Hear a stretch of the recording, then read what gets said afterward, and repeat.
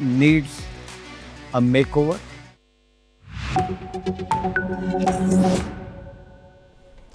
Hello and welcome, I'm Thomas Porteous and you're watching the World Report on NewsX World. Let's take a look at some of the top headlines of this hour.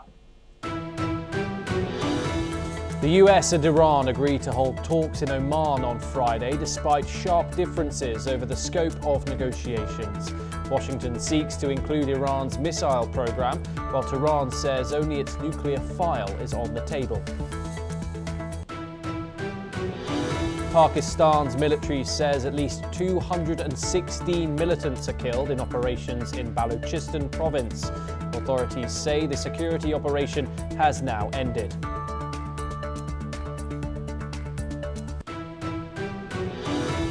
Putin's envoy, Kirill Dmitriev, says talks on a Ukraine peace deal show progress and positive momentum after negotiations in Abu Dhabi. He accuses Europe and Britain of trying to interfere with the process. Trump says China is considering boosting purchases of US soybeans after what he calls positive talks with Xi Jinping. Beijing may raise buying to 20 million tons, even as it warns Washington over Taiwan arms sales. Taiwan says the Trump-Xi phone call will help stabilize regional security amid rising Chinese military pressure. Beijing calls for mutual respect with Washington.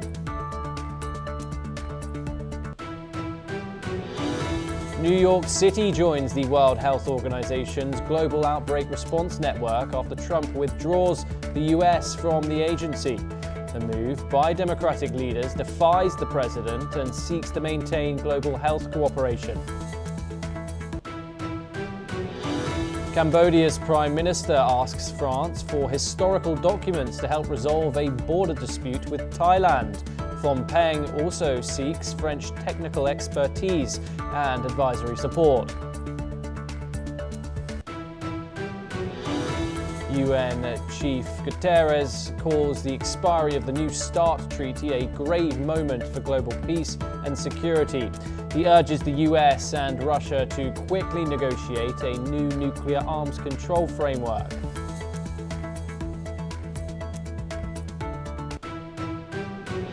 Those are the headlines, and we head to the Gulf for our first story. And German Chancellor Friedrich Merz met with Saudi Crown Prince Mohammed bin Salman in Riyadh as part of a 3-day tour of Saudi Arabia, Qatar and the UAE. The visit is focused on strengthening energy and arms partnerships while reducing Germany's dependence on the US and China. Merz stressed the need for such partnerships as political influence is more increasingly dominated by major powers. The tour is a key part of Germany's effort to diversify global alliances, coming after Merz's visit to Brazil, South Africa and India last year and last month. In the Gulf, Merz is seeking deeper cooperation in both energy and armaments, with Germany adopting a less restrictive approach to arms exports. This tour signals a shift in Germany's foreign policy strategy to align with new global partners. Joining us now is Collins Chong-Yu Keat, a foreign affairs, security and strategy analyst. He joins us live from Kuala Lumpur. Thank you very much for joining us, Collins. It's great to speak to you as always. What does this signal about Germany's new strategy when it comes to Merz's visit here? He's touring the entire Gulf with Abu Dhabi, Dubai, among other regional powers on his roster for the next few days. What does this say about Germany's foreign policy right now?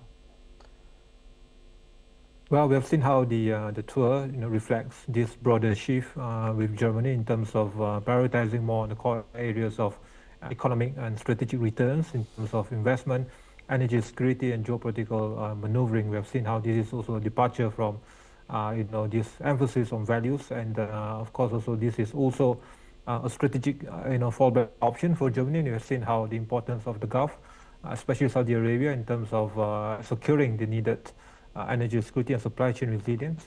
And also this is a narrative, there's this new emerging narrative that Germany is now anchoring itself deeper into this, wider network of the Indo-Pacific as well as on the Middle East, and also maybe jettisoning itself from past conventional trap of leaning heavily on the consensus basis and framework of the EU as a whole.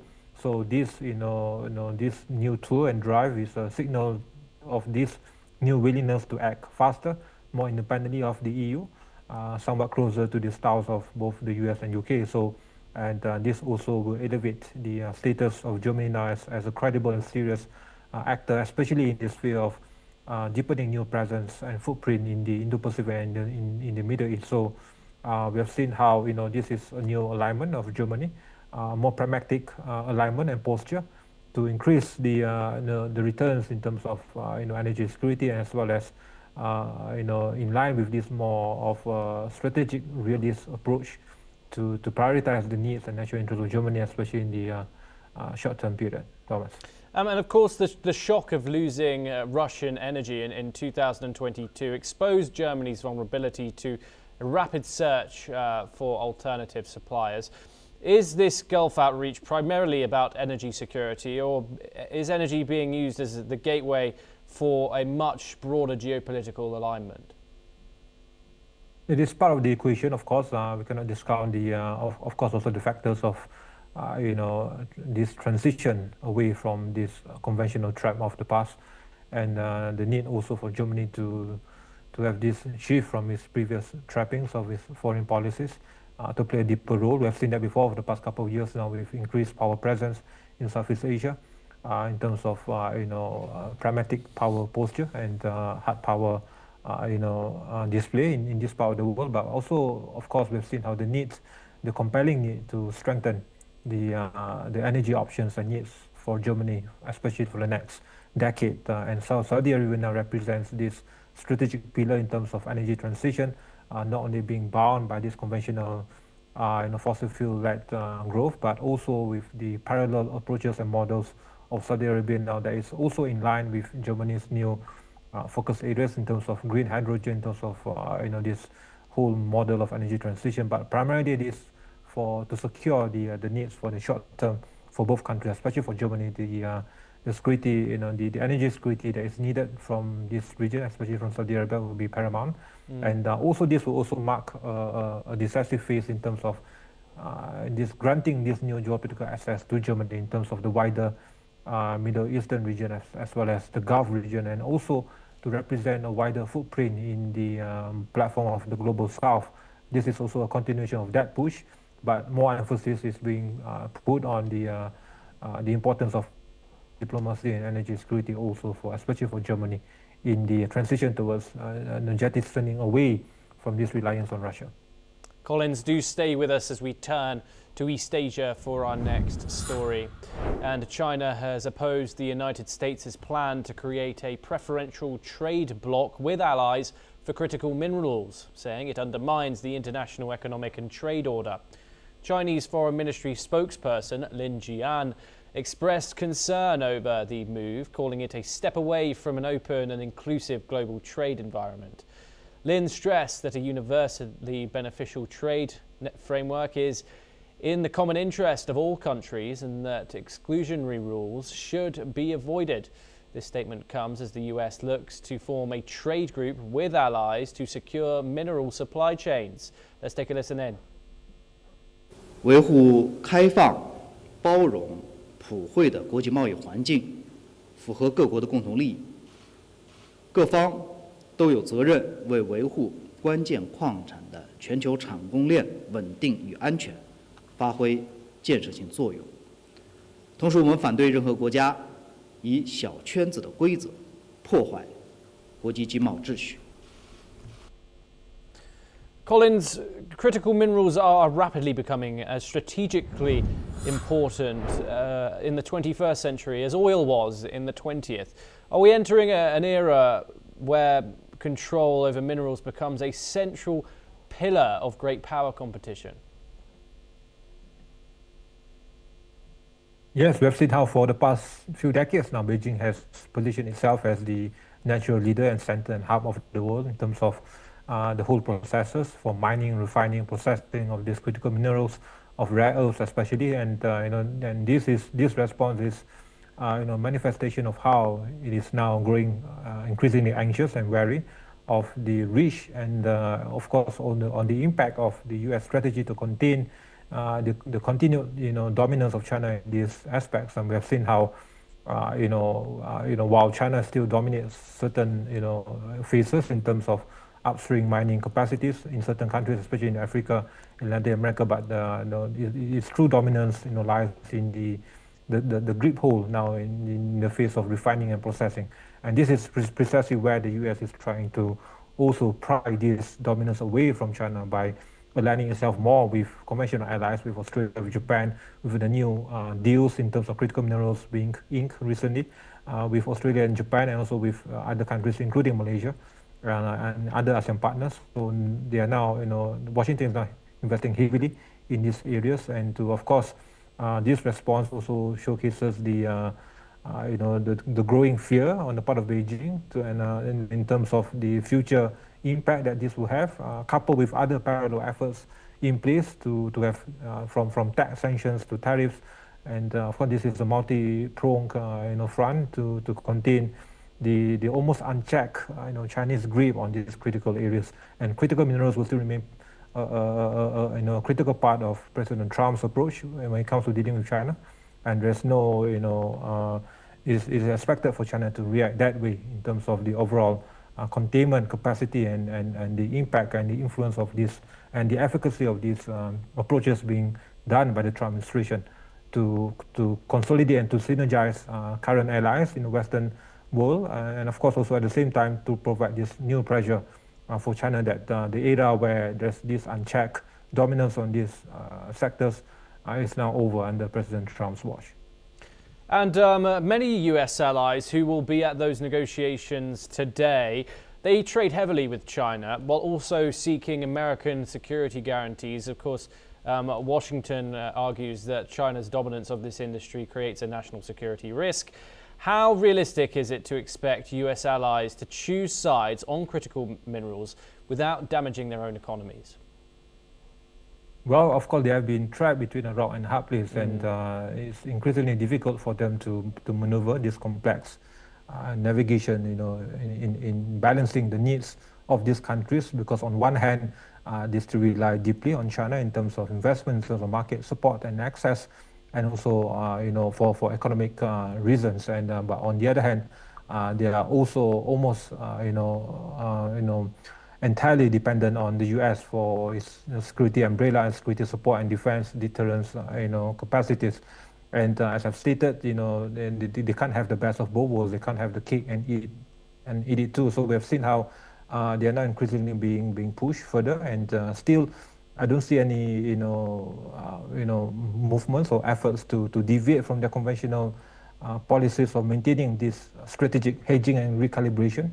And of course not to being careful and meticulous not to send a wrong message to either side. And as in the case of ASEAN members, including Malaysia, that we still value the ties with both countries, and there's no need to have this kind of zero-sum mentality. And of course, the fallback option will always be on the need to pursue parallel models and to ensure that peace and stability are ensured through diplomatic and approaches of dialogue and consultations, but without the expense of having to compromise on the sovereignty and territorial integrity needs of those countries. But I foresee that this will not be sustainable in the long run, and they will still have to choose on the need to align deeper with the West in terms of getting the needed long-term returns in terms of security dependence. Of course, there's the paramount factor, but more importantly, on the need also for this transition away from China in terms of economic dependence. As I've stated, the U.S. economy is going to strengthen for the next couple of decades now, and China, with all these domestic internal constraints and demographic constraints and economic stagnation and decline, eventually these nations will realize that the sooner that they are more aligned with the Western systems and economic integration system, the better they will be, and the safer that they will be in also getting the needed security support from the West, especially from the US, and especially under the Trump administration. Thomas. Collins Chong-Yu-Keat, as always, it's a great pleasure to talk to you. Thank you so much for taking the time and giving us your insight on these issues. We turn over to another story now. And in a remote Greenland village, Inuit residents share their fears over the looming threat of a US invasion. In Sarfanuguit, a village with just 100 people, many want to keep living traditional lives amidst US political tensions. Residents are expressing worries, saying that while they try to keep calm, the fear of change remains constant. The Inuit community, who have resided in Greenland for thousands of years, continues to hold strong to their traditions and their culture despite the political tensions. Let's listen in to what some of the Inuit community residents had to say.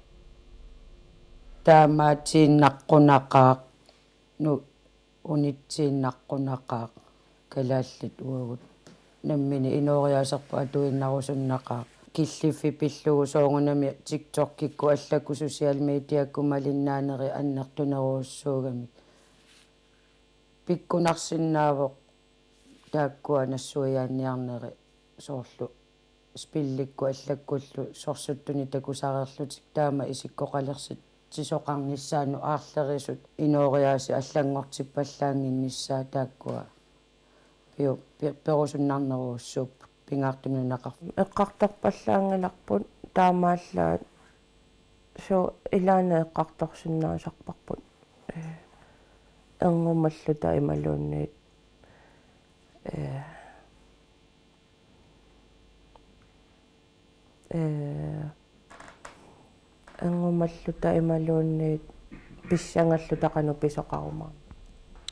We turn to our next story now, and the Federal Agency for Protecting Workers' Civil Rights has revealed that it is investigating sportswear giant Nike for allegedly discriminating against white employees through its diversity policies. The Equal Employment Opportunity Commission disclosed the investigation in a motion filed in a Missouri federal court demanding that Nike fully comply with a subpoena for information. According to court documents, the EEOC sought the company's criteria for selecting employees for layoffs, how it tracks and uses worker race and ethnicity data, and information about programs which allegedly provided race-restricted mentoring, leadership, or career development opportunities. In a statement, Nike said the company has worked to cooperate. The EEOC and the subpoena feels like a surprising and unusual escalation. Joining us now on this is Rashmi Samant, an author and human rights activist and former SU president of Oxford University. Thank you very much for joining us live from New Delhi. It's a pleasure to have you here on NewsX World. A US employment law formally prohibits discrimination on the basis of race, regardless of which group is affected. Legally speaking, where is the line between a lawful diversity initiative and an unlawful race-based discrimination? Well, I think currently it's very unfortunate that the entire movement for equality is turning into a demand for equity that's turning into a sort of reverse discrimination against certain groups. Not just the white community living in United States, but also the Hindu community in United States who have exceptionally good attainment rates when it comes to education, when it comes to employment opportunities. Somehow meritocratic success is looked down upon, and these avenues of reverse discrimination is increasingly encouraged within systems, and it's systematically enabled, it's overseen in a way that there is no meritocratic progress. I think that's extremely dangerous. As a society, we do need to strive to be equal, to give equal opportunities to all, to ensure there's no discrimination. But this kind of reverse discrimination is just reinventing the wheel. And I think as a society, we need to collectively call this out, because very often than not, reverse discrimination is seen as some sort of historical retribution. But I think that's unfair. It's really unfair to look at things like that. I feel that even my community is somewhere in America a prey to this kind of reverse discrimination that usually happens because as an immigrant community it's extremely successful. But to hold it against them, I think it's very wrong. I think organizations should uphold equality in to the letter, because this is just reinventing the wheel, and it's never ending, right? And Rashmi, DEI, of course, has become particularly a polarizing issue in the United States, and particularly, of course, under Donald Trump. To what extent is this investigation a neutral application of civil rights law, and to what extent does it reflect changing political winds? Well, I think it absolutely does reflect political changing winds, because if not for Trump's administration, I don't think an issue like this would come up. Definitely, I think justice in our society is driven by pressure groups, by political motivated enterprise. There's nothing that's politically neutral, and that's very sad, because another government will come to power and we will have a new set of problems getting attention. But problems are problems at the end of the day, and you need to treat them as such. But that doesn't happen in our society. People, pressure groups are the ones that get away with justice, that can seek even justice in society. Parties which are in power, unfortunately, dictate the ideology which is sort of motivating a particular pursuit of justice out there in society, and I think that's very unfortunate. And these cycles just repeat over and over, and you can see extremes in the way that justice is delivered in either governments, when you have a party come to power and another party take over after that. And I think that's very, very unfortunate. As a government, certain fundamental values when it comes to equality need to be upheld irrespective of ideology, and that's becoming increasingly scarce in the sort of polar world that we're living in. Rashmi, thank you so much for taking the time and joining us here on NewsX World. It's a pleasure to get your insight on these issues. We now move on, and Amazon is planning to use artificial intelligence to speed up television and film production as streaming giants look to cut costs and increase output. The company is exploring AI to assist with tasks such as script development, storyboarding and pre-visualization, helping creators move from faster to concept to screen. Amazon says the tools are intended to support, not replace human creativity. The move comes as Hollywood continues to debate the role of AI in creative industries, following concerns from writers and actors over job security and intellectual property. Amazon believes AI could streamline production while maintaining creative control.